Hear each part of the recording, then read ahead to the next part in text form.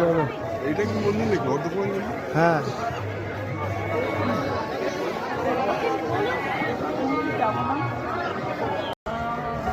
অর্ধকুমারী মন্দির।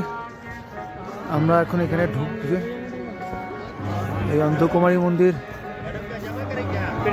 মানে আপনারা যদি হাঁটা শুরু করেন প্রায় 5 কিলোমিটার হাঁটার পরে এই অর্ধকুমারী মন্দিরটা আসে, এবং এখান থেকে আরও 5.5 কিলোমিটার 6 মিটার হচ্ছে বৈষ্ণব দেবী মন্দির। হ্যাঁ ঢুকবো, চলো।